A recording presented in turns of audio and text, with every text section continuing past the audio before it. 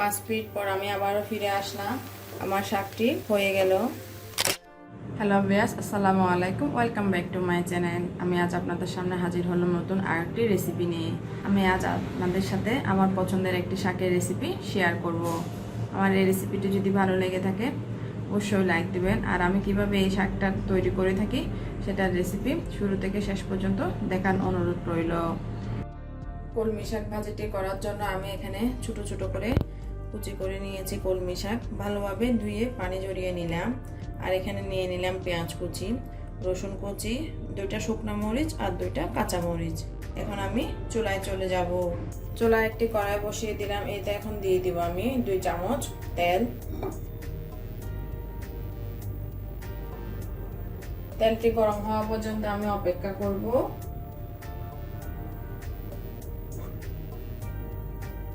তেলটি গরম হয়ে এসেছে, আমি দিয়ে দিব 2টা শুকনো মরিচ। এগুলো একটু ভেজে নিব।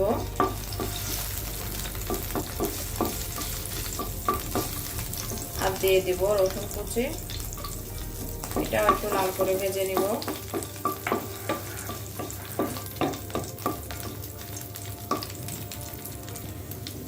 আর এখন দিয়ে দিব পেঁয়াজ আর কাঁচামরিচ কুচি। এগুলো ভালোভাবে মিশিয়ে নিব। পেঁয়াজটা নরম হওয়া পর্যন্ত একটু অপেক্ষা করব। পেঁয়াজটাও নরম হয়ে এসেছে, এখন আমি শাকগুলো দিয়ে দিব।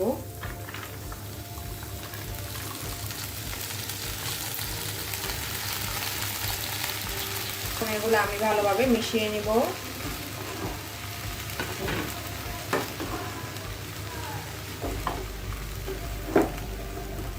এখন দিয়ে দিব আমি 1/2 চামচ লবণ।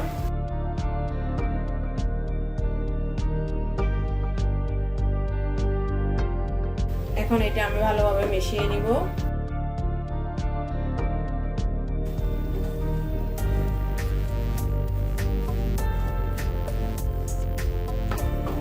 মেশানো হয়ে গেল। এখন আমি ঢাকনা দিয়ে ঢেকে দিব 5 মিনিটের জন্য। 5 মিনিট পর আমি আবারও ফিরে আসলাম। এখন আমি ভালোভাবে মিশিয়ে নিব। আমার শাকটি হয়ে গেল।